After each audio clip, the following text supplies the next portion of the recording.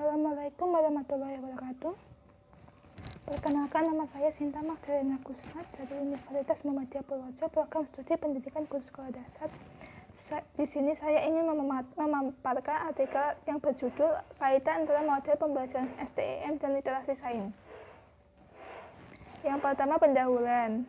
Kemendikbud tahun 2013 menjelaskan pembelajaran tematik integratif merupakan pendekatan pembelajaran yang mengintegrasikan berbagai kompetensi dan berbagai mata pelajaran ke dalam berbagai tema. Proses keterampilan saintik memiliki hubungan yang kuat dengan pemikiran yang kritis. Siswa dengan proses keterampilan saintik yang lebih tinggi akan memiliki pemikiran yang lebih tinggi juga, menurut Nugraha tahun 2017. Pendekatan STEM ada keterampilan komunikasi. Keterampilan komunikasi adalah keterampilan yang paling mendasar untuk dikuasai oleh individu pada saat perkembangan fisik dan pertumbuhan mental bagi manusia, menurut Nugroho dan Nur Cahyo tahun 2018. Proses pembelajaran STEM dapat membantu siswa untuk mengumpulkan, menganalisis, dan memecahkan masalah dan mampu untuk memahami hubungan antar suatu permasalahan yang lainnya. Nessa, Widya, Yusuf, dan Cacil tahun 2017. Sedangkan menurut Amri dan kawan-kawan mengatakan bahwa literasi sains atau scientific science merupakan hal yang penting untuk dikuasai karena aplikasinya sangat luas dan hampir di segala bidang. Oleh karena itu, negara-negara maju terus berupaya meningkatkan kemampuan literasi sains generasi muda agar mampu lebih kompetitif dalam dunia kerja global. Tujuan penulisan ini adalah untuk mengetahui kebutuhan sekolah dasar dalam mempelajari model pembelajaran STEM dan literasi sains. Dilihat dari tujuan IPA di sekolah dasar, yaitu mengembangkan pengetahuan dan pemahaman konsep-konsep sains yang bermanfaat dan dapat diterapkan dalam kehidupan sehari-hari. Yang selanjutnya, kajian teori. Kajian teori yang pertama yaitu literasi sains.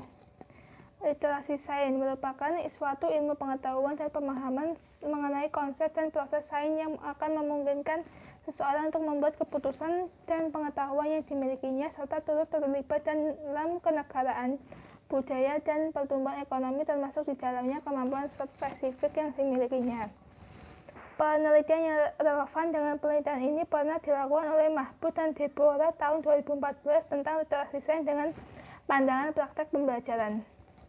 Praktek pembelajaran literasi sains ditekankan siswa untuk terlibat dengan literasi sains dalam kehidupan sehari-hari. Literasi sains merupakan keterampilan yang perlu dikembangkan dalam rangka menghadapi globalisasi, karena menjadikan siswa untuk tidak sekadar hanya memahami, akan tetapi pula mengaplikasikan konsep sains dalam kehidupan sehari-harinya dengan baik, menurut Rizkita et al. Tahun 2016. Betari et al. Tahun 2016 mengemukakan bahwa pada abad ke-21 ini literasi sains dianggap sebagai kunci dalam pendidikan, karena penguasaan sains dan teknologi menjadi kunci keberhasilan suatu bangsa. Diungkapkan juga oleh Fahriya et al. Tahun 2017, masyarakat yang berliterasi sains akan mampu mengaplikasikan pengetahuan sains, mengidentifikasi pertanyaan, dan menarik kesimpulan berdasarkan bukti-bukti dalam rangka memahami serta membuat keputusan berkenaan dengan alam dan perubahan yang dilakukan terhadap bawah alam melalui aktivitas manusia. Literasi sains merupakan salah satu ranah PISA atau Program for International Student of Assessment yang berfokus pada kemampuan seseorang untuk menggunakan pengetahuan dan keterampilan sains dalam membuat keputusan dan memecahkan permasalahannya. Kajian teori yang kedua yaitu model pembelajaran STEM. STEM adalah akronim dari Sains, Teknologi, Engineering, dan Matematik. Sapitri tahun 2019 mengatakan bahwa STEM merupakan pendidikan. STEM adalah pendekatan interdisiplin pada pembelajaran yang di dalamnya siswa menggunakan sains, teknologi, dan teknik dan matematika. Pembelajaran yang dalam konteks nyata yang mengoneksikan antara sekolah, dunia kerja, dan dunia global, sehingga mengembangkan literasi STEM yang memampukan peserta didik bersaing dalam era ekonomi baru. Melalui pembelajaran STM, siswa memiliki literasi sains dan teknologi yang nampak dari membaca, menulis, mengamati, serta melakukan sains sehingga dapat dijadikan bekal untuk hidup bermasyarakat dan memecahkan permasalahan yang dihadapi dalam kehidupan sehari-harinya yang terkait dengan bidang ilmu STM. Dengan pembelajaran STM, siswa juga tidak bosan dan memberikan pengalaman belajar yang menarik bagi siswa, mendukung keterampilan dan pengetahuan siswa, serta dapat meningkatkan kualitas dan keterampilan guru untuk merencanakan pembelajaran STM pada pembelajaran di kelas, menurut Aldemir, Jaleh, dan Hengamir tahun 2017. Implementasi pendekatan STM berdasarkan pengembangan era menuntut siswa untuk menguasai keterampilan 4C. Pendekatan STM ada keterampilan komunikasi. Keterampilan komunikasi yaitu keterampilan yang saling mendasar untuk dikuasai oleh individu pada saat perkembangan fisik dan pertumbuhan mental bagi manusia. Adapun kelebihan dan kekurangan model STM. Yang pertama, kelebihan model pembelajaran STM. 1. Bisa membuat siswa lebih bisa mengandalkan cara berpikir. Yang kedua, wawasan siswa menjadi luas. Yang ketiga, siswa lebih mudah menyelesaikan berbagai masalah. Yang keempat, siswa mampu berpikir kritis, yang mana merupakan dasar dari bekal untuk menghadapi abad 21. Dan yang kelima, kolaborasi atau kerjasama bisa membuat siswa lebih efektif. Yang kedua, ada kekurangan model pembelajaran STM.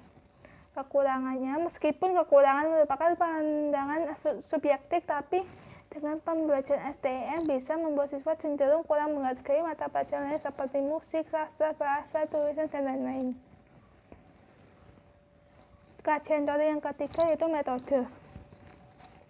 Jenis metode yang digunakan yaitu metode studi literatur. Metode studi literatur merupakan langkah yang penting di mana setelah seseorang meneliti topik penelitian, langkah selanjutnya adalah melakukan kajian teoritis dan referensi yang terkait dengan penelitian yang dilakukan, menurut Sugiono dari tahun 2017 halaman 291.